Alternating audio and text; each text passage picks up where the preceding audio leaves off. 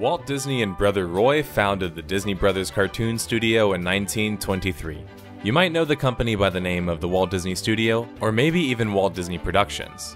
In 1986, they changed their name to the Walt Disney Company. The company established itself as a leader in the American animation industry before diversifying into live-action film production, television, and of course, the theme parks. With Disney in its current day, 2019, they own just about everything big entertainment-wise. The entertainment titan, however, would have few forays into multiplayer online games, and even fewer into the massive online territory. Toontown Online, the first Disney-branded MMO, would launch in 2003, and still sees popularity in play even today over 15 years later. Before there was Club Penguin, Toontown was a 3D MMORPG based on a Disney Toonworld targeted towards, for the first time in a major capacity, the younger audience. You take the role of a toon or an animal fighting back against the Cogs, evil businessman robots who want to turn the colorful and fun world of Toontown into a world of black and white metropolis of business and profit. Toontown was about teaming up with other toons, and through the use of clever and funny gags, you could participate in a turn-based combat system against the evil Cogs. Or you could participate in a number of minigames for fun and to gain jelly beans, the game's currency of choice. Toontown, despite its early successes, had a period of time where content seemed to dry up for years before Disney shut them down in 2013. How did the first major profile Disney MMO face its ultimate demise? Grab your pies and your gag of choice and join me in defeating the evil Cogs this episode as we attempt to diagnose the largest reasons for the death of a game, Toontown Online.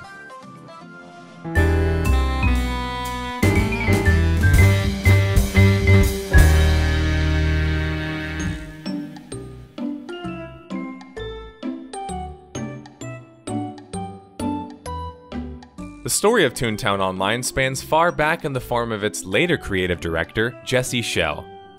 Jesse Schell worked at the Disney Virtual Reality Studio, helping create the Aladdin exhibit at Disney World and other projects. Schell would go on to leave Disney VR Studio to form his own entertainment company geared towards the younger audiences, aptly named Schell Games. The decision to leave Disney decades later isn't exactly apparent to me, but Schell's departure to Schell Games was amicable amongst his prior Disney employees. In 2001, rumors were already swirling before Schell Games was founded in 2002 concerning the launch and development of a massive online game. Toontown's website URL, as the user Mickey Moose stated, was found on a whim, and it redirected him to a Toontown online preview site. This is the earliest record I can find of the game. Disney in 2002 had not yet attempted an MMO, and were following other giants like Microsoft and Sony into the massive online realm. The only details released for the game were it would be a persistent world of sorts that allowed for simultaneous user play or multiplayer online play, and that you would take the role of a cartoon character defending the cartoon world of Toontown from the evil Cogs or business robots. This mystery Disney MMO, developed in conjunction with Schell Games, would go on to be named Toontown Online and was officially announced when news came out that the game was entering its first closed beta phase. Jesse Schell, Toontown Online creator, in a video diary later on would explain the origins of Toontown Online. Toontown originally was a demonstration of multiplayer gameplay called Toon Tag that we ended up installing at Epcot Center. I had just built it with some other people at the VR studio to show that, multiplayer gameplay could be fun with Disney characters. And the Disney Online really liked it, so we put it in Epcot Center, and it was there for a number of years, and that really helped give them confidence that maybe Toontown would be a good idea. The second phase of beta for Toontown went live in September of 2002. This is where Toontown goes from being a multiplayer game to being referred to as a persistent state world by IGN. This is particularly relevant in general because back in the early 2000s we weren't really sure what to call these kinds of online worlds. Virtual worlds, synthetic worlds, MMORPGs, MOGs, and even MUDs all represent similar ideas in terms of being persistent online worlds, and how the players in them interact with each other. A video for another time. In 2002, Toontown was still very much operating in a young industry, as evident by them not being quite sure what to call the game or how to classify it. IGN would preview Toontown Online's beta in January of 2003. As stated in the press release details concerning Toontown, Toontown is Disney Interactive's very kid-safe, massive online game targeted for children ages 7 and up. Already a community of adults have discovered the game and made it their own. It is very simple to learn and can easily keep players involved for a long time. It is a multiplayer game set in a persistent state environment. It has cartoonish graphics and silly animations, as would be expected in a game bearing the Disney label. Disney still considers it beta form, although very few bugs currently exist. Marketing and designing your game primarily for the younger audience would open up the world of online multiplayer games to perhaps a much younger generation than in previous massive online titles. Toontown allowed for creation and customization of your own Disney animal avatar. You can meet up with other avatars to socialize based on picking a number of pre-generated text options, or even participate in fun minigame activities where you earned jelly beans as a form of currency that you could spend on clothing and customization items. Instead of losing all of your HP and dying in Toontown, there was a laugh meter, and when that meter got lowered too much, you were knocked out and sent back to the city. Combat was turn-based, akin to Final Fantasy and other similar style games. Toons and Toontown teamed up to combat the evil business cogs to keep them from turning Toontown into skyscrapers and billboards. Gags were your weapon of choice as a toon, and were as silly as you can imagine for such. Toontown was able to have video game mechanics that, despite being geared towards children, was being respected and enjoyed by adults as well. Toontown, most importantly of all, from early testing experiences, seemed to focus on fun and cooperation versus creating some sort of competitive environment amongst the toons. There was no player versus player in Toontown, though Jesse Shell would later on say that that was originally planned. Most controversial for Toontown Online was chatting with other toons. In Toontown, this was done with the speed chat system, which had a drop-down of textual options to communicate with other toons. It wasn't until a little later they added personal codes which allowed you to speak privately with certain toons using your keyboard. Toontown was set to launch June 2nd, 2003, as announced just 1 month earlier on an IGN press release. Notice how here they call it an MMP in this article? Yeah, genre names were still kind of a work in progress. Toontown would charge a $10 a month subscription fee, similar to most MMOs at the time. Although it was typical to charge a monthly fee for a massive multiplayer online game, would it make sense if your target audience was children? For those who played Toontown during its sneak peek period, they received discounts on their monthly fee as well as few vanity items.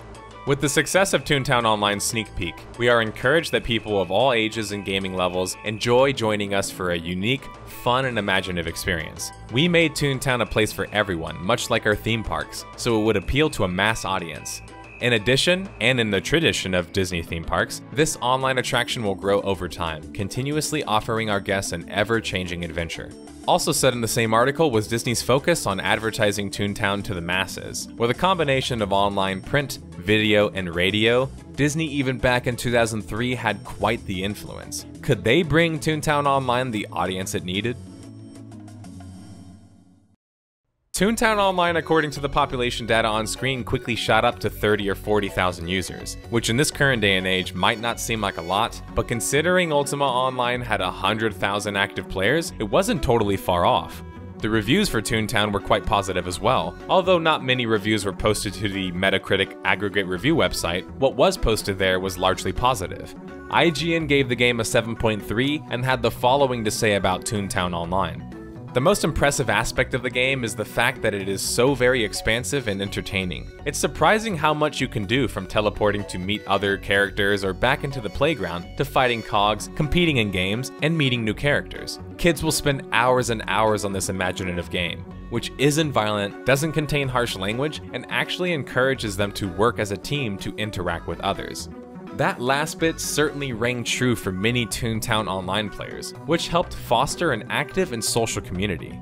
Toontown Online's population would continue to be uptrending the following year in 2004, resulting in a Toontown Online launch in Germany as well. By 2005, Toontown Online subscription numbers had jumped up to 100,000 players, marking the highest that a Disney MMO had been at the time. Toontown was proving to be very successful, with new content being constantly infused into the game. It looked like the only place for Toontown was continuing on its upward trajectory. Elsewhere in the fall of 2005 would arise a competitor that could very well challenge some of that younger audience Toontown Online was servicing. Club Penguin launched in 2005, developed by New Horizon Interactive and taking many of the same ideas from previous online titles such as Habbo Hotel and Toontown Online. Club Penguin would be free to play with an optional subscription, which would allow it to quickly get into the 4 million character account range. Those subscription numbers are hard to discern. 2 more years would pass, with such came yet more updates for Toontown Online, including new costumes, new minigames, more in-game content, and of course more ways to enjoy the game with your friends. 2007 we see the first small drop in players for Toontown Online, being about a 10,000 person player drop in this period. It's hard to know exactly where those players went, with both competition Club Penguin and Everybody's Competition Online World of Warcraft doing quite successfully. You can make an educated guess. Later that year, Toontown Online and Club Penguin would collide even more competitively than before when parent company Disney purchased Club Penguin for $350 million and another $350 million, reliant on them meeting some target profit numbers. So $700 million in total to purchase Club Penguin. In this Wall Street Journal article, we can see that Club Penguin had subscription numbers in the 700,000 range, a number that was over 7 times larger than Toontown Online's population. Disney seemed to realize how great of a competition Club Penguin was for Toontown Online to the point of acquiring them instead of competing head-to-head. But what would this acquisition mean for Toontown Online? Was Toontown still going to be a focus for Disney going forward? Toontown might not have been reaching the same levels of success that Club Penguin was, but they were still trucking on with a smaller but tight-knit community. 2008 would prove to be one of the most crucial years for the future of Toontown Online. The BossBot HQ came out, which was the final leg of content for Toontown Online, so to speak, the culmination of the game's story. Toon Parties also launched and were more ways to have fun with your friends. It was certainly different for an online game to have an end of sorts, but you could keep playing Toontown after completing the BossBot HQ. Personally, I love the idea of an MMO having an endgame, where it actually faces an end to its world, especially because technology is limited. Next thing you know, within 5 to 6 years, technology has shifted so much, it's hard to keep your old game continuing to function, especially when compared to newer, better competition. Maybe Toontown Online having a BossBot HQ, which when completed, basically implies that you've saved Toontown. Maybe that's not a bad thing. It's at this point for Disney, you can see that based on their financials, that Club Penguin becomes clear in a way the bigger moneymaker, and Toontown in 2009 isn't even mentioned in the financials by name anymore. It's also at this point, content for Toontown Online grinds to a halt. Disney instead pivots to their new mega success in Club Penguin, and suddenly Toontown Online's future was in a limbo of sorts. What was the future of an online game without consistent updates? According to the Disney Interactive Media financials, aka their gaming branch, they had lost around $216 million from the prior year. This could be attributed to a number of factors, and I don't have possibly all the time to break that down completely. It's however extremely relevant in that what happened the following year would truly change the future of Toontown Online forever. Alongside Pirates of the Caribbean Online and stablemate Pixie Hollow, Toontown Online would be shuttered in 2013 after 10 years of live service. We are shifting our development focus towards other online and mobile play experiences, such as Club Penguin and a growing selection of Disney mobile apps. Amongst the new focuses for Disney was their new miniature-based video game Disney Infinity, which was a massive investment for the franchise. Toontown was officially shut down on September 19th, 2013. The end of a Disney tale, and the death of one of the first ever kid-focused, massive multiplayer online games. Toontown Online's death wouldn't last long, however. Within a year, the community already launched an effort to keep the game alive through the use of a private server. Toontown Rewritten, as they were named, is a volunteer team that runs their Toontown server, complete with the promise of new changes and content. Even Bloomberg covered Toontown Rewritten in 2014. Well, it's not very often we get evidence straight from the horse's mouth, so to say. But Jesse Schell candidly expressed that Toontown Online was shut down because the game's business model, subscription only, simply wasn't working in the current marketplace. I would love to find a way to reopen Toontown. I chat with Disney about this now and then. We're trying to find ways to do it. The problem is right now, the market for it doesn't make a lot of sense. People aren't paying money for web games like they used to on a subscription basis. Everyone would like to see it go mobile. I wonder if a free-to-play version was ever an option for Toontown, but that would have required them to change the way that the game played with costumes and unlockables. As of 2019, Toontown Online is still officially down as a server, and that mobile port never seemed to quite come yet. But instead of that being a sad story, I can point all of you to go check out Toontown Rewritten, which since its launch in 2014 has consistently put out new community events, new minigames, added key binding, and much more. You can experience it for free as well, and unfortunately you can't donate to this wonderful team who helped keep a piece of Toontown Online alive. It's fair to say at this point, Toontown Rewritten is not just a private server. They've managed to create even more content than before, yet proving again that a tight-knit community created by a lovable online world can have the dedication necessary to keep a piece of history alive, and out of their own wallets. I look forward to the day that we can reward these dedicated members of online worlds for preserving another online world that kept so many people happy and interested for a time. We've passed the timeline now detailing the most current and major events of Toontown, but the mystery of the game's death isn't entirely solved yet. A problem in the design of Toontown Online was past a point there wasn't a deeper form of progression. Because the game was marketed and designed for a younger audience, when the older audiences were also attracted to the game, both struggled to remain playing for a long period of time due to the repetitive nature of continuously doing the same minigames. There wasn't multiple neighborhoods in the game, though Jesse Shell later on did suggest that was originally intended. All of a sudden that kid audience in 3 to 5 years is 13, 15, maybe even 18. If there's not enough to keep them playing the game, they're gonna move on to bigger, better things. In a Gama Sutra post-mortem concerning Toontown Online, you can read from Disney director Mike Gosselin concerning both the successes and failures of Toontown Online. For the things that Toontown Online did right, Mike Gosselin pointed out how the game was able to captivate both a young and older audience. Mike also went on to laud the game's overall safetiness as an online game, and highlighted that working together with other players in Toontown was easy and effective.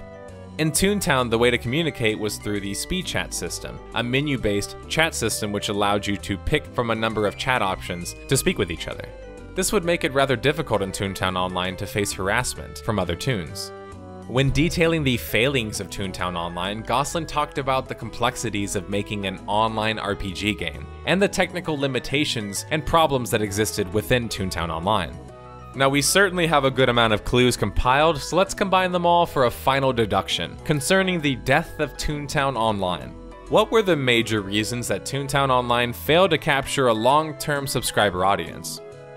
Toontown Online's tech was rather limited, originally designed as a test of multiplayer capabilities at the Epcot Center. The technology was never properly geared towards being massive, but also limited in execution, including lacking simple features such as key bindings and WASD movement. Toontown Online always charging a sub-fee certainly hurt its chances at targeting a specific younger audience, while Club Penguin allowed for kids to play the game for free while adding an additional VIP membership. Disney acquiring Club Penguin and switching their resources to focus on that game doomed Toontown Online, as it got very few updates after such. Toontown Online lacking deeper progression and more to do past repeating the same minigames meant that the game had a shorter shelf life, especially since it required a sub-fee. Toontown Online was and still is a fun multiplayer online experience where you can customize your own toon-like animal avatar and play fun and silly minigames with your friends, as well as team up together to take on those evil robot cogs. Whether you played back in 2002 or you play tomorrow, you're bound to get at least some of the charm that helped make Toontown Online such a fan favorite. Thanks for watching.